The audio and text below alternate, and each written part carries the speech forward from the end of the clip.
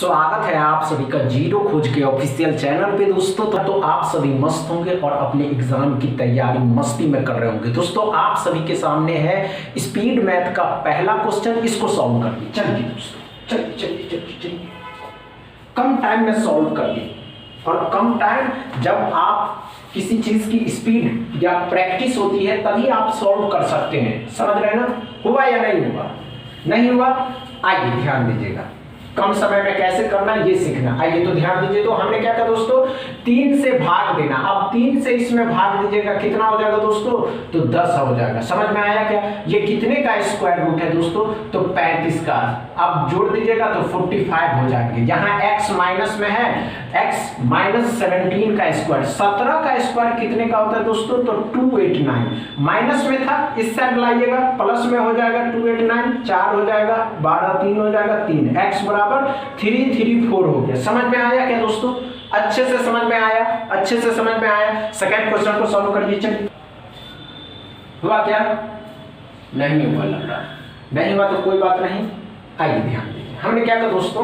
कोई बात नहीं, आइए ध्यान दीजिए। 41 का 4 टाइम्स कैसे करेंगे?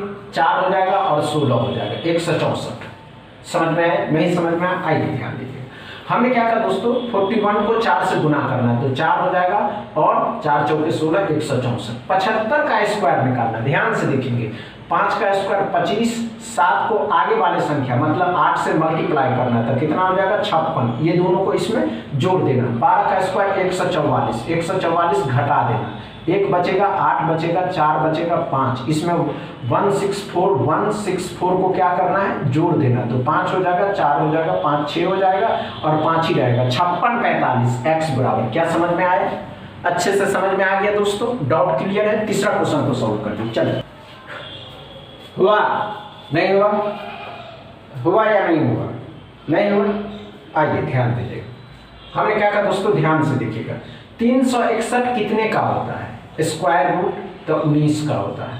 ये 225 कितने का होता है दोस्तों? 15 का होता है। अब बताइए कितना हो गया? 15 और 19, 19 पंचे 95, 190 में 95 दो जोड़ दीजिएगा तो 8 2 285 हो जाएगा। अब बताइए, यहाँ 18 घटा देंगे तो 30 बचेगा, इसमें 30 जोड़ दीजिए, 5 1 315। x बराबर कितने हो गए दोस्तों? 315। अच्छे से समझ में आ रहा है दोस्तों? समझ में आ रहा है? डॉट क्लियर है ना? चौथा क्वेश्चन को सॉल्व करिए। चलिए, कोई बात नहीं दोस्तों, नहीं हो रहा है कोई बात नहीं, माइंड को कांस्टेंट करना, भटकने मत देना। समझ रहे हैं ना? नहीं होगा कोई बात नहीं दोस्तों। चलिए, नहीं हुआ? आइए ध्यान दीजिए, कोई बात नहीं, आइए ध्यान। 29 का स्क्वायर निकालना है। अब 29 का स्क्वायर कितना होता है दोस्तों? तो 841 होता है। 324 कितने का होता है दोस्तों? तो 18 का होता है। अब जोड़ दीजिएगा तो 859 आ जाएगा। समझ में आया?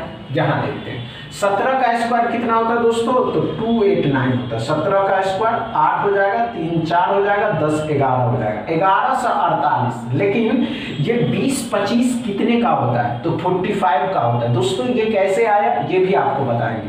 ये 45 इसमें से घटा दीजिएगा, 3011 मतलब 1103 का होता है। अच्छे से समझ में आया?